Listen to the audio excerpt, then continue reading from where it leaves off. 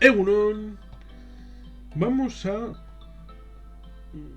meter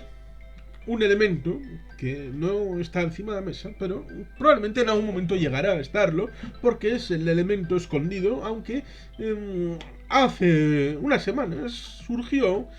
con un cierto acercamiento a unos nuevos troubles, unos nuevos problemas en esta región de Irlanda, el norte de Irlanda, respecto al cambio de las tornas,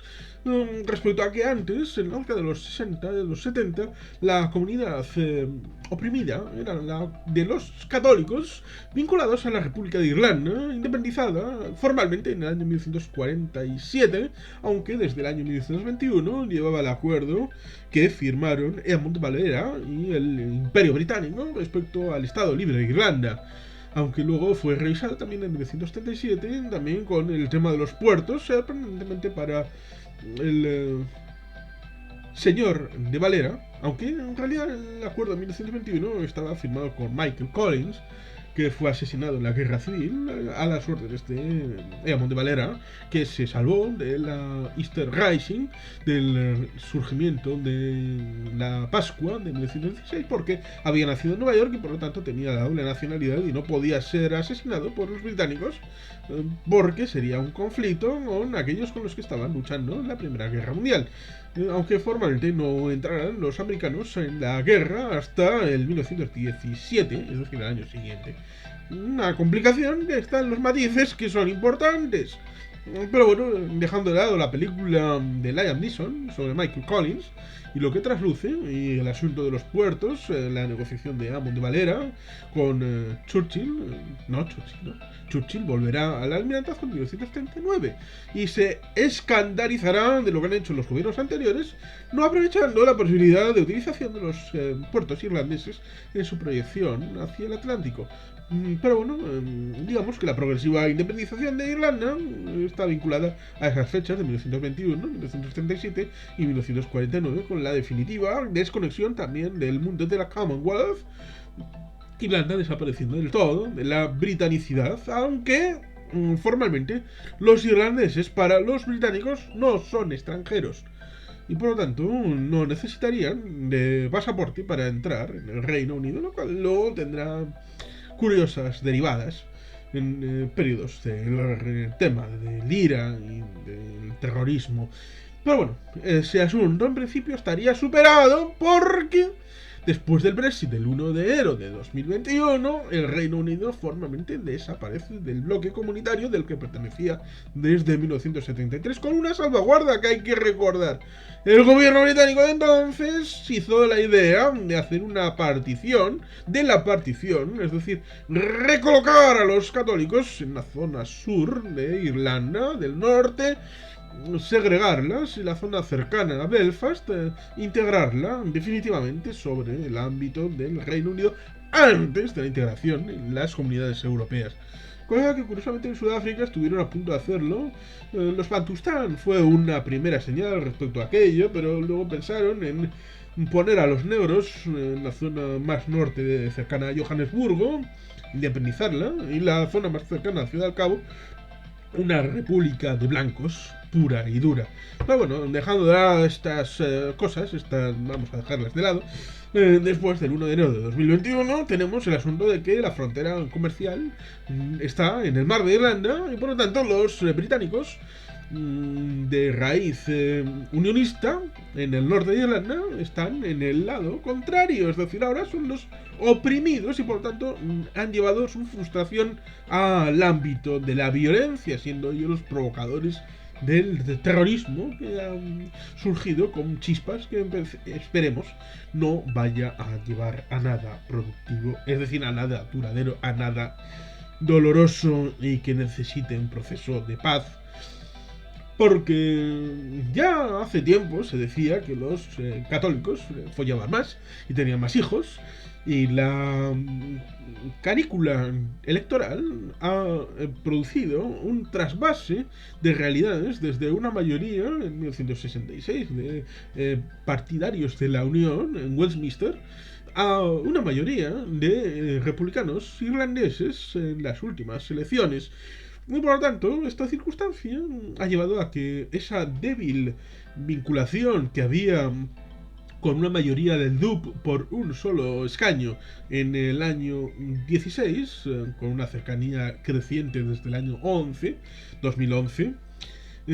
da la perspectiva de que en 2022, que las elecciones deben de ser el 5 de mayo de 2022, cuando no antes, pero probablemente sean en esa fecha, del 5 de mayo, los 90 escaños que vayan a ser de la Asamblea de Irlanda del Norte, podemos ver por primera vez una victoria incontestable, como apuntan las últimas encuestas, del Sinn Féin como primer partido del norte de Irlanda. Eso que llevará probablemente a que el hasta ahora primer partido, que era el DUP, unionista, que durante un tiempo fue importante, con Theresa May, con el tema de la negociación del Brexit, antes de la llegada del señor Boris Johnson al 10 de Downing Street,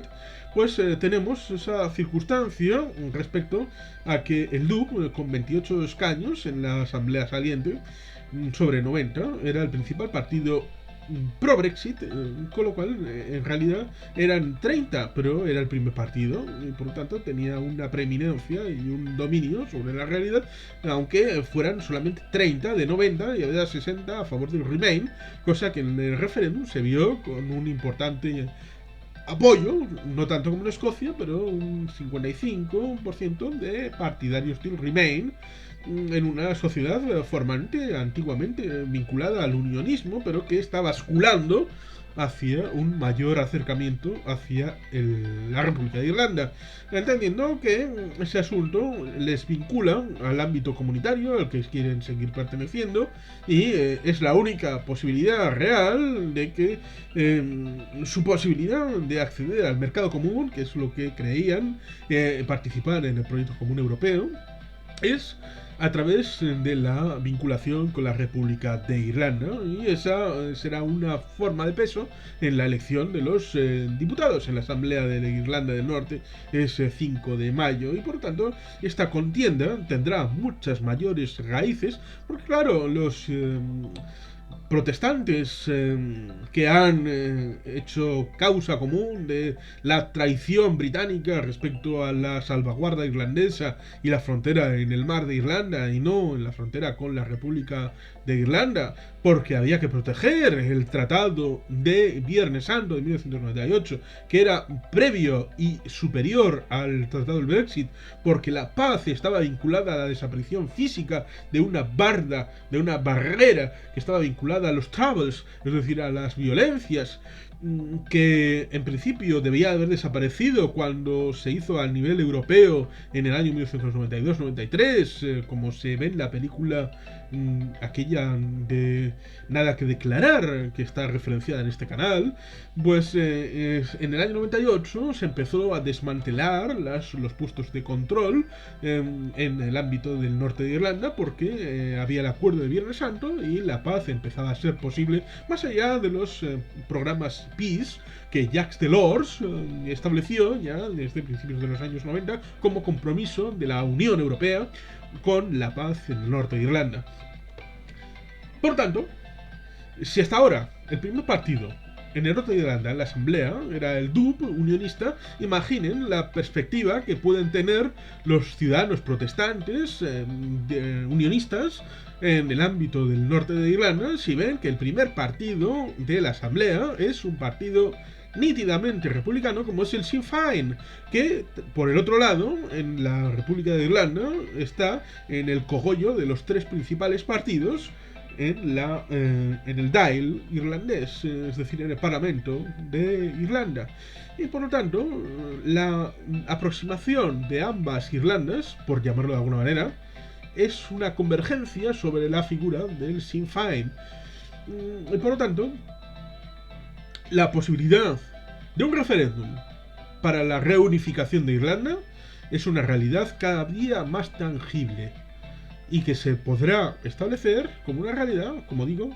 a través de esas elecciones que vendrán el 5 de mayo de 2022 y que deberían de estar encima de la palestra, no solamente con el acuerdo de gobierno que ya han llegado hace unas semanas respecto a Escocia, y que en estos 5 años va a haber un referéndum de independencia, el segundo referéndum, porque les mintieron respecto a que, bueno, si os vais de la Unión Europea, no, que les dijeron, si sois independientes os vais de la Unión Europea. Pero un añito después, entonces los británicos dijeron, nos vamos todos. Espera, me han metido. No, que bueno, y salió un 66% a favor del Remain. Pero desde Londres le dijo, me da igual cuántos votéis a favor del Remain, porque nos vamos todos juntitos. Y los británicos forzaron a los escoceses para salir de la Unión Europea, cosa que les habían prometido que si se mantenían dentro del Reino Unido no iban a salir de la Unión Europea. Es decir, una mentira. Por lo cual, ese acuerdo para una generación queda invalidado por la votación del referéndum de julio del 2016. Y por lo tanto, cuando dice Boris, it was an agreement for a generation, no es verdad. No es un acuerdo para una generación porque un añito después los británicos rompieron el acuerdo y por lo tanto son legítimamente herederos del acuerdo de que hacemos lo que debemos hacer, que es un segundo referéndum, y los verdes y el S&P lo han acordado como parte de su acuerdo de gobierno. Otra cosa es cómo lo lleven a término con la posición de Londres, como se establece por lo menos hasta ahora. Pero el foco se establece en Edimburgo y también debería estar en Belfast, sobre todo si se dan esas circunstancias respecto a la victoria histórica del Sinn Féin, que es altamente probable que se dé, y la configuración de un nuevo gobierno, sobre todo si numéricamente, no digo que se vayan a saltar la legalidad que infiere la participación en el gobierno de las dos comunidades, pero si numéricamente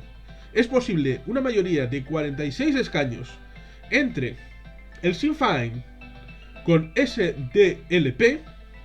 y puede que con los verdes y la alianza, sin ni el DUP ni el UP, entonces la negociación puede llevar a un punto muerto que puede abrir la espita de cualquier cosa. Porque si el Sinn Féin numéricamente, no digo legalmente, numéricamente tiene la posibilidad de 2 acuerdos de gobierno, no se verá impelido a una urgencia de negociación, y esa